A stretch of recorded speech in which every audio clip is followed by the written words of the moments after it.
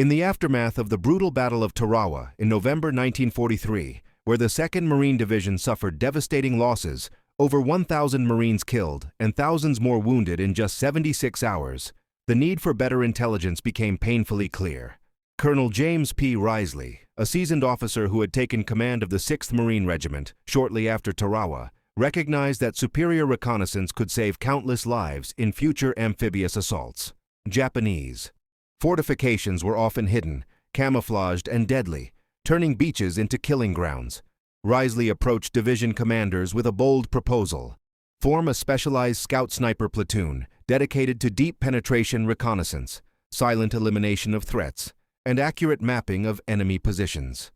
Permission was granted, marking one of the Marine Corps' early experiments with elite special operations units.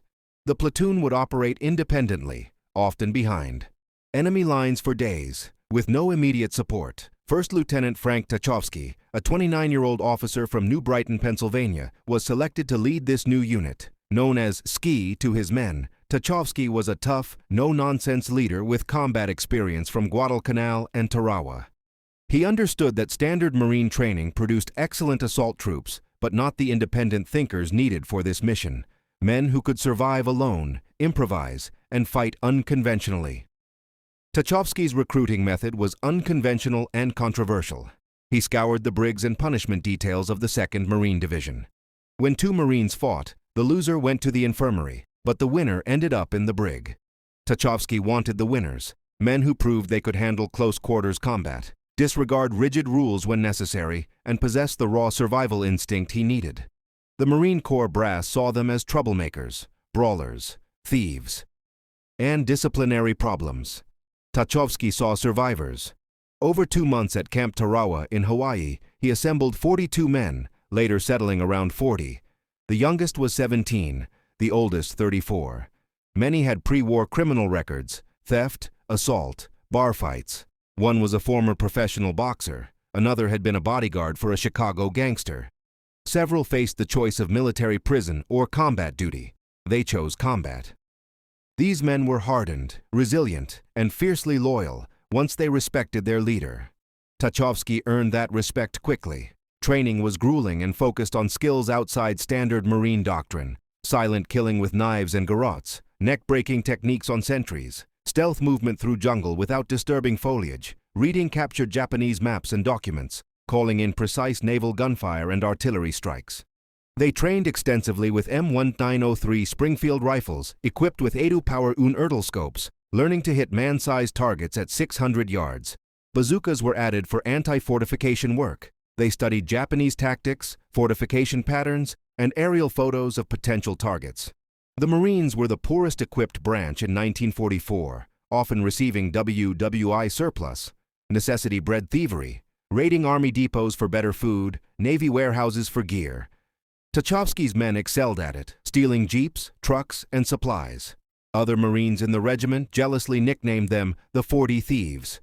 The name stuck, becoming a badge of honor. By June 1944, the platoon was ready, skilled in fighting dirty, hiding, killing silently, and operating autonomously. Their mission on Saipan: land with the first wave, push inland, locate and radio enemy positions for destruction, then vanish into the jungle. Casualty expectations were grim. Scout snipers averaged 73% losses in the Pacific. At 8:44 a.m. on June 15, 1944, Lieutenant Frank Tachovsky crouched in a Higgins boat 300 yards off Saipan's southern beaches. Japanese artillery shells exploded around them, sending plumes of water skyward. Behind him, his 40 men, the elite scout sniper platoon nicknamed the 40 Thieves. Saipan was critical. The first invasion of Japanese home territory, part of the Marianas, considered integral to Japan. Defended by 30,000 Imperial troops plus armed civilians, the island was heavily fortified: pillboxes, trenches, caves, with Mount Tapochau providing observation over all beaches. The ramp dropped into chest-deep water at 8:47 a.m. Machine gun fire churned the surf. Tachovsky led his men ashore, pushing inland faster than any other unit. By 9:30 a.m., they were 300 yards deep, alone in enemy territory. Operating in spread-out formation with hand signals, they avoided standard bunching tactics. At 10:15 a.m., Sergeant Bill Knuppel, spotted a camouflaged pillbox with a Type 92 machine gun covering advance routes. Attacking risked compromising reconnaissance, but leaving it would doom hundreds. Tachovsky decided, destroy it. Private Marvin Strombo fired a bazooka from 80 yards. The rocket hit the firing slit, killing the crew. The platoon vanished before smoke cleared. Hours later, advancing Marines faced no fire from that position.